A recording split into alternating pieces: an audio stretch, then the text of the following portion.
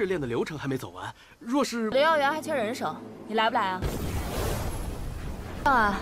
都安排了2位结丹，还有天泉、火云，有一做附属方式，那还挺认真啊。再带你去前面转转。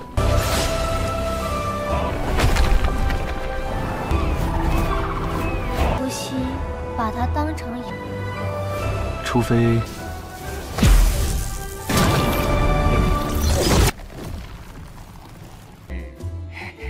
师兄，否则没法和。师兄若是手头紧，算孙哥欠你个人情。哈哈哈哈！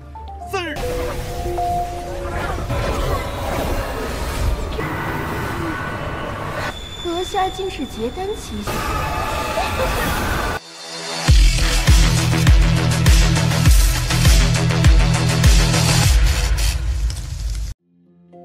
Halo semuanya, selamat datang di Ruang Sinema. Bagaimana kabar kalian semua? Semoga selalu sehat dan baik-baik saja.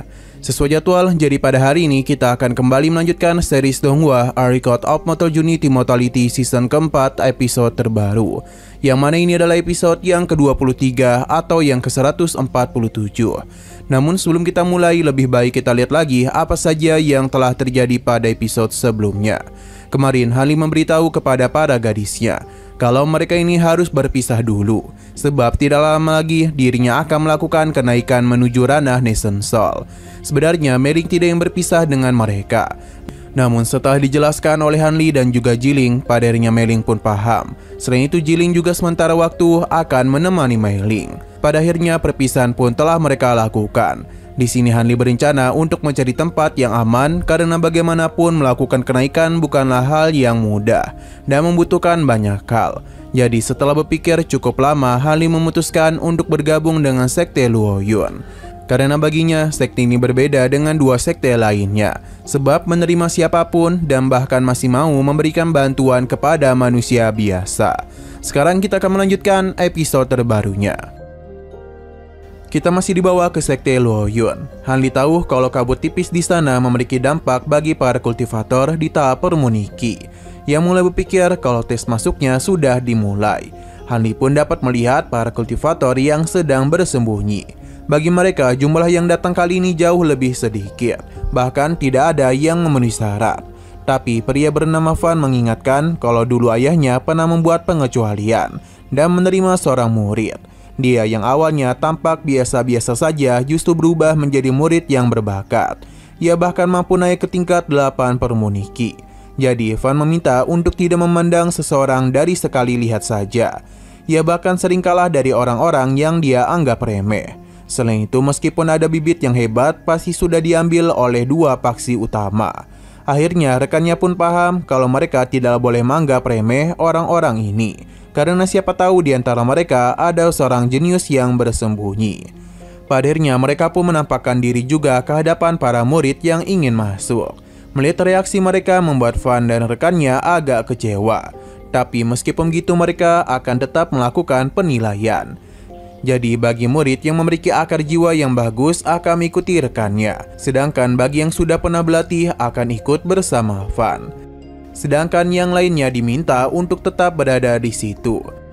Terlihat kalau orang-orang ini sudah terbagi menjadi dua kelompok, termasuk juga Hanli. Namun di antara mereka ada orang tua yang terkenal sering datang kemari namun selalu gagal. Melihat hal tersebut mengingatkan Hanli kepada dirinya sendiri, yang juga tidak memiliki akar jiwa yang bagus. Namun dia tetap berjuang agar dapat bertahan dan juga berkembang. Di sini Hanli tertarik kepada seorang pria yang membuatnya penasaran metode kultivasi apa yang dia miliki sampai-sampai ada hawa dingin yang aneh dan menakutkan. Dia pun berpikir kalau pria ini cukup berbahaya. Sesaat kemudian Hanli bersama yang lainnya akan dibawa pergi. Namun sebelum itu, Momoshiobe datang untuk mencari tahu apakah ada yang tahu tentang alkemis. Namun sayang sekali tidak ada yang tahu di antara mereka. Sampai akhirnya Hanli pun mengangkat tangannya karena dia itu tahu mengenai beberapa alkemis.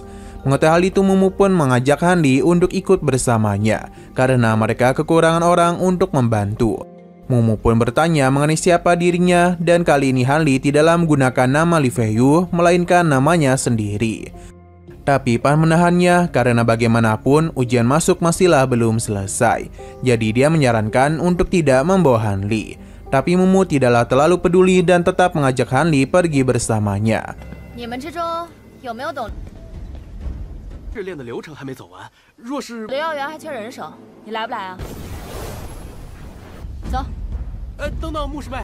Sedangkan pria yang tadi Han Li curigai juga tertarik kepadanya, yang sepertinya dia tahu Han Li telah menyembunyikan kekuatannya. Waktu terus berlalu dan pada akhirnya Mumu bersama rekannya telah selesai melakukan pengobatan kepada para manusia panah. Ia agak kesal kepada juniornya karena kemampuan alkemisnya tidak kunjung meningkat. Tapi Sun menganggap terlalu banyak tekanan yang dia rasakan. Nah, pria ini pun penasaran mengapa Han Li begitu hebat dalam alkemis. Meskipun dia adalah murid baru, tapi kemampuannya sudah membuat mereka terkesan. Sebagai senior yang baik, Sun akan membantunya. Hal yang merasa kedua orang ini cukup baik, memutuskan untuk dekat dengan mereka. Selain itu, ia penasaran mengenai alasan sekte terus membantu manusia panah. Mumu menjelaskan kalau 80 tahun yang lalu, seorang tetua agung dari sekte telah menjadi manusia biasa. Ketika dia mengalami kejatuhan itu, ia pun bertemu dengan keluarga manusia yang membantunya. Jadi setelah kejadian itulah dia mulai membuka klinik gratis selama setiap tahun. Tapi bagi Sun itu hanyalah alasan saja, karena bahan-bahan yang mereka miliki tidaklah bagus disimpan terlalu lama. Jadi sekte memilih untuk menggunakannya dan memberikannya kepada para manusia panah. Berhubung pekerjaan hari ini sudah selesai, jadi Sun ingin pergi bersama teman-temannya. Sebenarnya Mumu ingin menahannya, tapi apa boleh buat, Sun sudah pergi terlebih dahulu. Jadi hanya tinggal dia dan Han Li saja. Mumu pun mengamasi semua barang dan memasukkannya ke dalam toko, karena dia itu akan membawa Han Li ke gerbang gunung. Selama perjalanan itu, Han Li penasaran bagaimana cara ia memanggil pria barusan. Mumu hanya meminta dia untuk memanggil pria itu sebagai Sung Hao. Mumu juga memberitahu kalau gunung-gunung di sana adalah sekte Luoyun. Mumu juga memberitahu kalau gunung-gunung di sana adalah milik sekte Luoyun. Tapi gunung-gunung ini juga adalah tempat peristirahatan bagi kedua tetua agung. Tapi masih ada beberapa puncak gunung yang dibagi ke beberapa murid yang sudah berada di tahap Jindan. Selain itu di sini Mumu juga memperlihatkan ada ruangan persepsi yang menempel di kaki gunung. Ini merupakan tempat yang mudah bagi para murid untuk bertukar uang. Mumu cukup tertarik kepada Han Li yang selalu mendengar perkataannya dengan serius. 这洛云宗啊，除了那都安排了2位结丹啊，还有天泉、火云，有一座附属方室，那还挺认真啊。再带你去前面转转。 Ia juga sudah memberitahu beberapa informasi yang penting kepadanya. Dan ini adalah saat yang tepat untuk membawa Han Li berkeliling ke bagian dalam. Padahal mereka pun telah sampai. Mumu mempersilakan Han Li untuk membaca di perpustakaan jika masih ada beberapa hal yang tidak dia ketahui. Ia juga menyarankan buku Luo Yunji. Ini bukanlah buku yang kecil, melainkan buku yang sangat besar. Mumu kesal karena para tetua agung pasti malas untuk meringkas buku tersebut. Sesaat kemudian penutua Feng datang yang membuat Mumu terkejut, pasalnya dia tidak merasakan kehadirannya. Tetua Feng yakin kalau pria yang Mumu bawa adalah murid baru yang masih belum melapor. Mumu membenarkan hal itu dan tujuannya kemari adalah untuk membawa Han Li menemui saudaranya. Tetua Feng memberitahu kalau dia baru saja keluar dari ruang rapat dan memberitahu kalau ada seorang jenius bernama Yin Jinan Fang, namun tendonnya itu malah patah. Ini semua bisa terjadi karena pertarungan di puncak Haoyun. Padahal Tetua Feng harus bertindak untuk menjadi penengah. Tapi intinya Tetua Feng itu ingin Yin Jian Feng menjadi muridnya. Ali cukup tertarik mendengar perkataan mereka. Berhubung waktu sudah larut, jadi Tetua Feng akan melakukan penilaian kepada Han Li. Ternyata dia itu sudah menekan kekuatannya sampai ke titik permuniki level 10. Ia cukup terkesan akan kemampuan Han Li, tapi dia ingin tahu apakah akar spiritual yang dia miliki. Han Li menjelaskan kalau dirinya memiliki 4 akar spiritual, yakni kayu, api, air, dan tanah. Mendengar hal itu seketika saja membuat mereka terkejut. Pasalnya dengan akar spiritual sebanyak itu, tidak ada harapan untuk naik ke tahap pembangunan pondasi. Bahkan Mumu merasa begitu sedih. Tapi Tetua Feng tidaklah mempermasalahkan hal itu. Karena bagaimanapun masih banyak hal yang dapat Han Li lakukan di sekte. Ia bisa menjadi seorang alkemis hebat atau menjadi seorang master jimat atau bahkan permuni senjata. Tapi meskipun akal spiritualnya tidak begitu bagus, Tetua Feng menyarankan Han Li untuk berlatih dengan tekun. Jika kedepannya Han Li bisa berguna untuk sekte, maka mereka dapat memberikannya pil yang dapat membantu Han Li naik ke pembangunan pondasi. Tetua Feng berencana untuk membawa Han Li menggunakan jimat pencari hati yang berada di puncak Tiankuan. Hanya saja Han Li tahu kalau jimat itu hanya akan menjelajahi akar spiritual saja. Jadi dia itu akan menggunakan kesadaran spiritual untuk menutupi kultivasinya.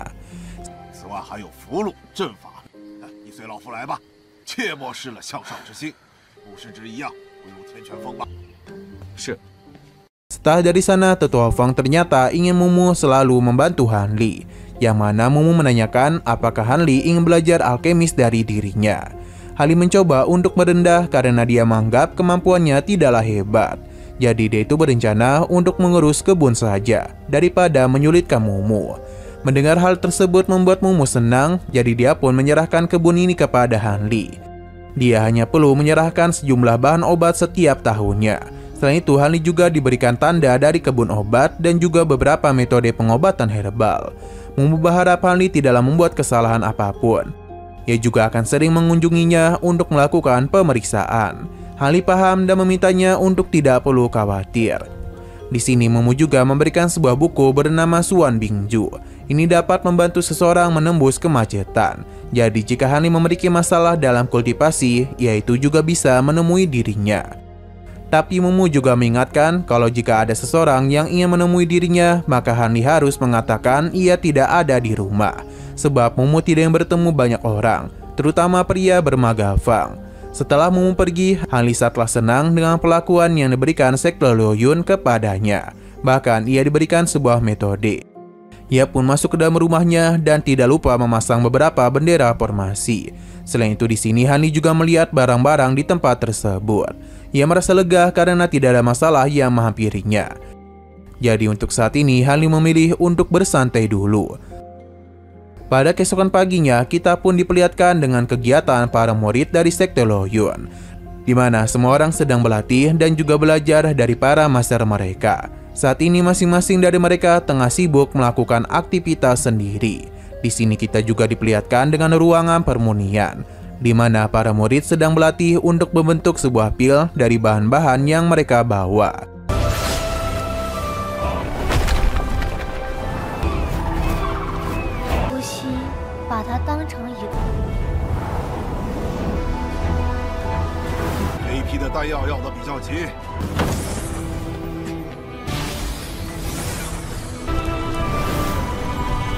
Sedangkan untuk Han Li sendiri juga tengah membuat sebuah pil.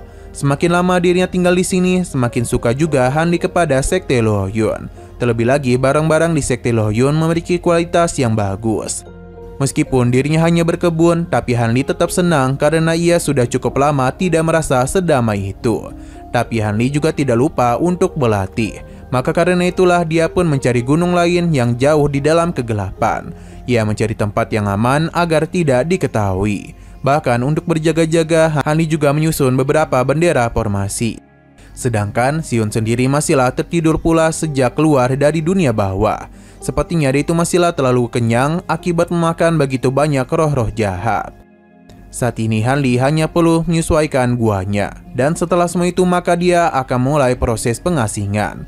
Tapi sebelum itu dia harus mengeluarkan roh angin yang masih tertinggal di dalam tubuhnya. Pada saat jugalah Han Li mulai melakukan proses perlawanan kepada roh angin. Pelan-lahan namun pasti perlawanan mulai diberikan dan mungkin hanya membutuhkan waktu saja agar hal itu dapat dikeluarkan.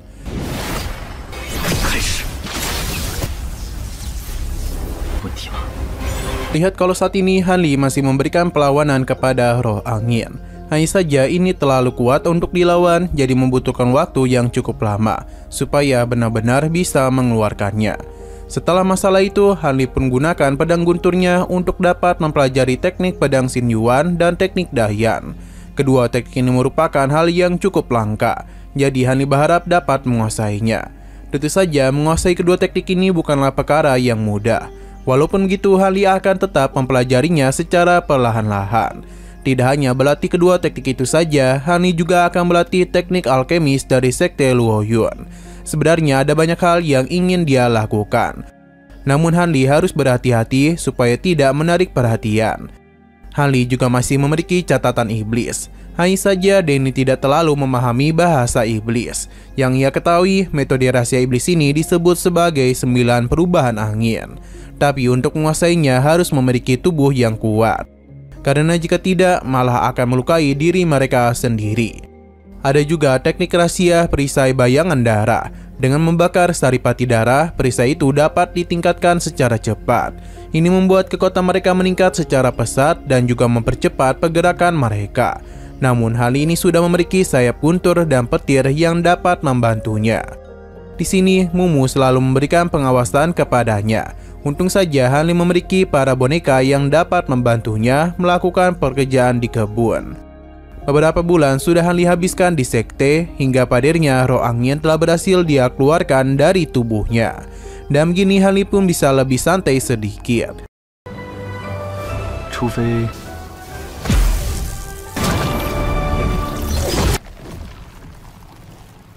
Akan tetapi, Danny masih merasa ada lebih banyak energi spiritual yang tertinggal di tubuhnya. Ia pun bingung apakah ini akan mempengaruhi pada kenaikannya ke jiwa baru nanti. Selain itu, ia juga tertarik dengan pil dangling milik sekte Luo Yun. Katanya ini mampu menstabilkan jiwa dan membuang kotoran yang tersisa. Berhubung bahannya sulit ditemukan, jadi pil ini tidak dapat dirinya buat. Sesaat kemudian, Han Li mendengar suara dari Sun Hao yang tengah mencari nama Yuan. Han Li pun bingung siapakah yang tengah dia cari. Alhasil, Han Li pun memutuskan untuk pergi meninggalkan para bonekanya. Sedangkan dia itu pergi menemui Sun Hao. Ia sepertinya baru tahu kalau kebun obat ini telah berada dalam perawatan Han Li. Ia pun senang karena ada Han Li di sini, jadi dia akan mengajak untuknya berbicara. Saat ini mereka tengah membahas hal yang menarik perhatian Sun Hao yang ada Ling Xi, atau senjata ajaib tingkat atas. Bahkan Sun Hao ini menggunakan begitu banyak batu spiritual agar bisa mendapatkan senjata. Namun bagi Han Li, pedang itu sangatlah mudah untuk dia buat. Mungkin hanya membutuhkan 100 batu roh saja. Sepertinya Sun Hao ini telah ditipu oleh penjualnya. Sun Hao sadar kalau untuk mengumpulkan batu roh membutuhkan waktu yang cukup lama. Namun baru-baru ini dia telah mendapatkan cara cepat untuk menghasilkan uang, yang adalah menangkap rubah awan salju. Makhluk ini sangatlah disukai oleh para murid perempuan. Jadi jika dia berhasil menangkapnya, maka Sun Hao akan menjualnya dengan harga ratusan batu roh. Baru-baru kali ini Sun Hao telah menemukannya. Namun rubah itu dapat melarikan diri. Tapi Sun Hao sudah menyiapkan rencana cadangan yang pasti bisa menangkap rubah itu. Han Li pun sadar kalau tujuan Sun Hao kemari adalah untuk meminjam beberapa bahan agar bisa menarik perhatian si rubah. Meskipun bahan itu ada di sini, namun dengan posisi Han Li, ia tidak dapat memberikan hal tersebut kepadanya. Karena semua itu harus ada izin dari Mumu. Tapi karena Sun Hao memiliki banyak kenalan, maka sangatlah bagus bagi Han Li untuk berteman dengannya. Jadi karena itulah dia pun akan mendekatinya. Han Li pun meminjamkan uangnya kepada Sun Hao. Dengan uang ini maka ia dapat membeli beberapa keperluannya. Sun Hao tentu saja senang dan dia pun merasa berutang budi kepadanya. Sun Hao berjanji setelah semua ini selesai, dirinya akan membalikan 2 kali lipat dari apa yang Han Li pinjamkan. Sun Hao meminta untuk memberikannya waktu selama 3 hari, karena dia itu akan memberikannya kabar baik.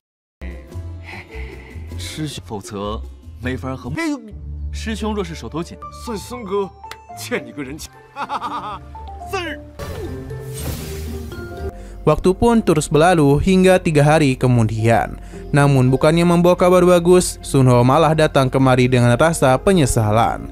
Sebab dia itu telah kembali gagal menangkap rubah awan salju. Alhasil uang yang dipinjamkan Han Li kemarin telah habis. Han Li tidaklah terlalu peduli dan menagih janji Sun Hao. Namun dia menjelaskan kalau hal itu sudah dia belikan ke bendera formasi. Dan saat ini mereka tengah kekurangan orang. Jadi tujuan Sun Hao kemari adalah untuk mengajak Han Li pergi bersamanya. Pada awalnya Han Li berpikir apakah dia akan menolak hal tersebut atau pergi bersama mereka. Tapi setelah semua itu, Han Li pun memutuskan untuk menerima ajakannya. Selain itu, Han Li juga penasaran dengan rupa Danau Xuanyuan. Hal ini pun membuat Sun Hao senang dan dia pun memberikan bendera formasi ini kepadanya. Sun Hao menjanjikan kalau perjalanan mereka tidaklah sia-sia. Pada akhirnya mereka pun telah sampai di hutan tempat rubah awan salju tinggal. Mereka menggunakan tanaman yang disukai oleh rubah awan untuk memancingnya keluar. Hal ini berhasil dan perlahan-lahan terlihat kalau rekan-rekan dari Sun Hao sudah bersiap untuk menggunakan bendera formasi milik mereka. Dan begini mereka pun yakin pasti dapat menangkap rubah awan. Untuk makhluk itu sendiri perlahan-lahan namun pasti dia sudah mulai mendekat ke arah jebakan. Tapi tiba-tiba saja rubah ini jatuh tak berdaya, yang membuat mereka bingung apa yang sebenarnya terjadi. Karena seharusnya formasi ini hanya mengurung rubah tersebut dan tidak menghabisinya. Namun setelah dicek rubah itu ternyata sudah mati.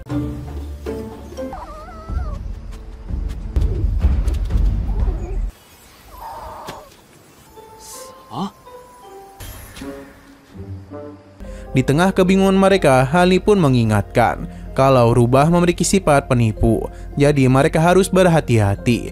Namun peringatan Han Li tidak didengarkan, yang mana susunan formasi ini pun telah mereka hentikan. Sesuai dengan dugaan Han Li, rubah tersebut benar-benar menipu mereka. Pada akhirnya dia pun kabur dari tempat tersebut.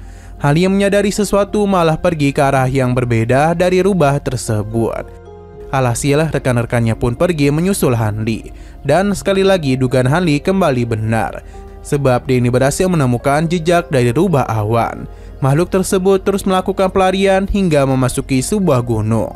Han Li dapat menyusulnya dan harta yang dia miliki.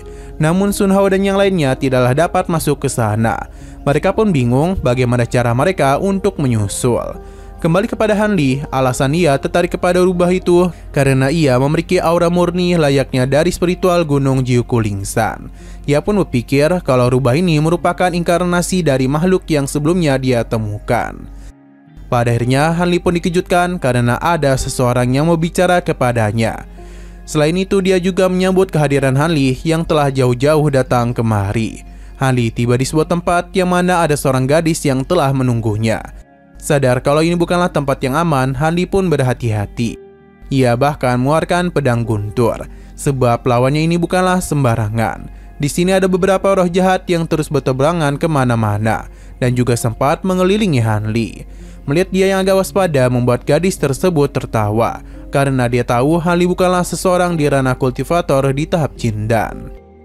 Pertahanan Qi-nya bahkan sulit ditembus yang hampir saja menipunya.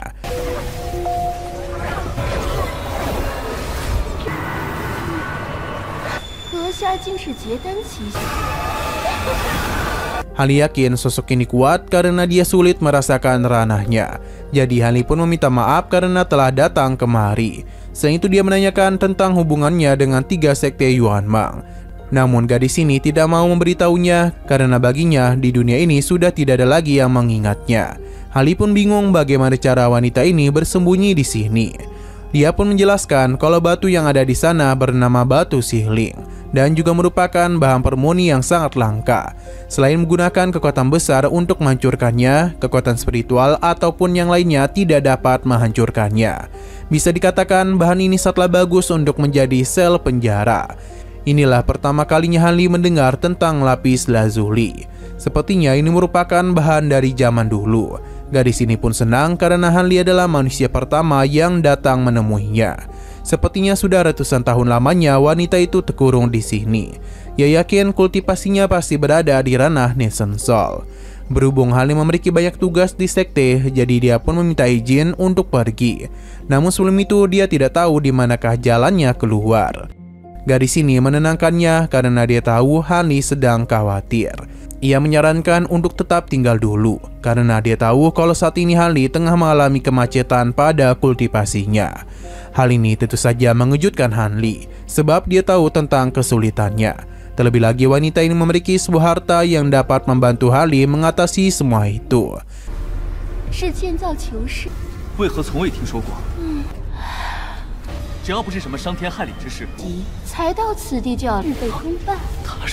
Akan tetapi ada hal yang harus dia lakukan dulu agar ia dapat memberikan harta tersebut.